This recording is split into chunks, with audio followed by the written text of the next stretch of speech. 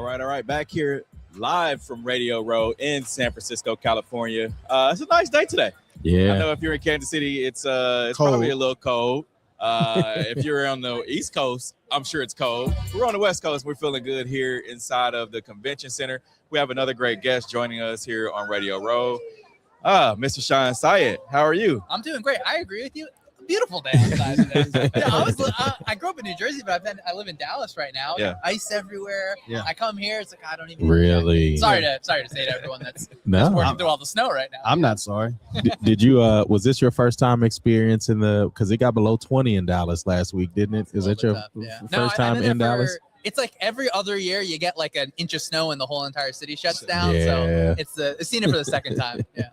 So you were the data analyst for SumerSports. Talk about that. Yeah, talk about your role. It's been a lot of fun where like my background is in film, the X's and O's, the kind of schematics of football, and how do you take that and marry that with data to do something to actually help a team win, right? It's not just like, oh, like this is how this offense performed, this is how this defense performed.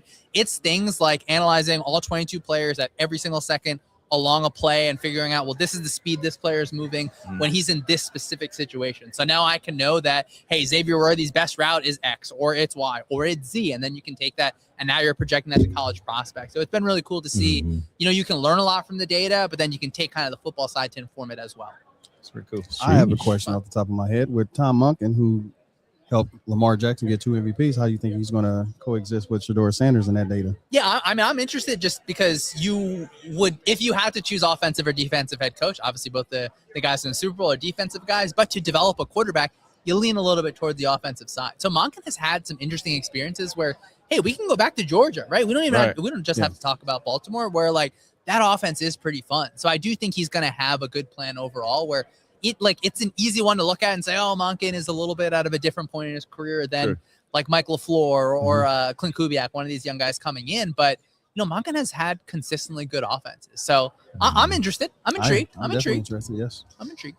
I am. Hey, listen, I'm always trying to get the edge on anything. Dynasty leagues, betting, use all the data you can get.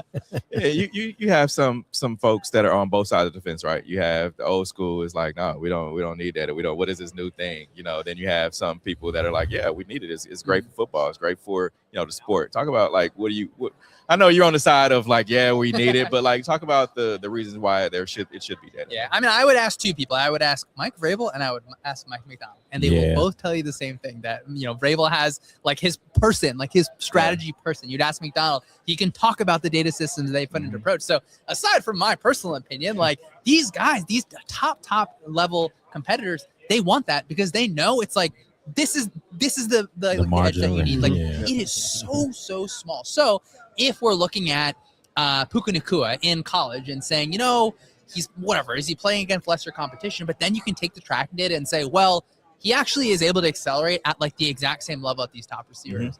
And now he's dropping all the way down in the 5th round. But the Rams have that kind of insight that you're able to say, all right, well, now it's time. Like it makes sense for us to be able to kind of take that. So to me, it's never about like data is going to replace or anything. Look, like I love football for like the human beings like that are part of it, right? Like I'm not a data person first. Like that's a secondary thing for me. But like if you're not like if you just have a stone and it's unturned, like these guys are working obscene hours. Like we hear the stories, like we hear the unfortunate stories kind of every day about what coaches are giving up. And so like if you're actively saying, oh no, I'm just gonna ignore that, it's like well, like 25 teams are really pushing that direction, might as well kind of get on that as well. Because you always hear like the game during the game broadcast, if it's 4th and 1, it's like, all right, well, what does the number say? What is it? What does that say? So I mean, I can see it both ways. I'm more of for the data. Yeah. So I mean, you like points, right? Right. I like points. I love points. We all playing Madden. Always get the over. Always picking the over.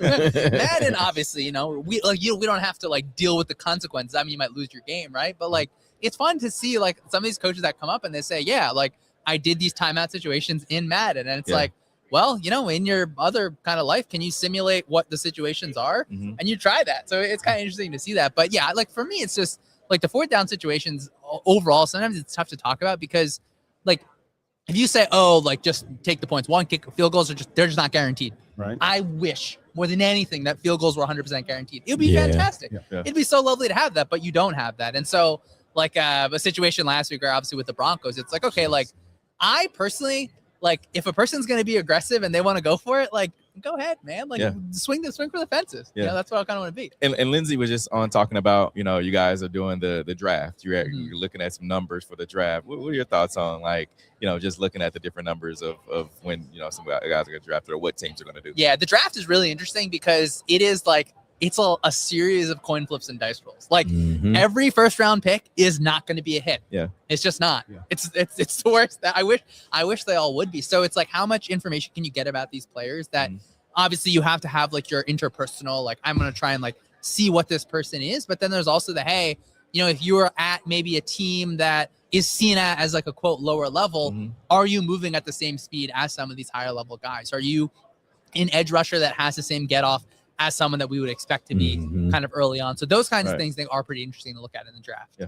Yeah. Are there any guys, and not even just this season, maybe the past couple of seasons that have kind of like jumped off the page for you as far as like the deep dive of the analysis that you're putting on them? I mean, JSN this year is absurd. Definitely. That's one. Wild. It is wild. Like to see, and because it's like you also have Puka Nacua had a phenomenal season. Right. And then it's like JSN's in the 100th percentile of this stuff. And so it's cool to see that because it's like you see things like his usage in his rookie year, like a lot of these kind of screen passes, these short throws, these quick kind of get the ball in his hands. And it's like, wait, he can do everything. And so to be able to see him kind of grow into this role where, I mean, he was walking around here with the Super Bowl last year, right? Yeah. Like now he's in the bowl, like he is playing. So to be able to see that this year was really, really cool. And going from Geno to Sam Darnold. It's really interesting. Because Geno was throwing 4,000 yards, and now you're thinking like, oh, it's tough. Sam Yeah, Darnold. tough to have Geno have that season.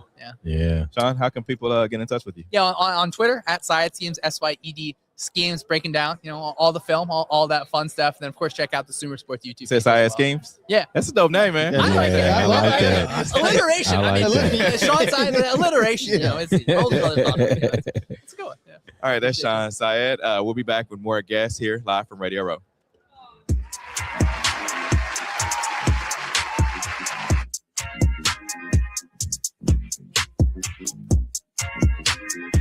The views and opinions expressed on the W Radio Show by the host, co-host, guests, and call-in listeners are solely the opinions and responsibility of the original source who expressed them. They do not represent the opinions of the W Show, 100.1 FM, One Kansas City Radio, Sideline Sports Talk, Team Wall Street Foundations, or affiliates.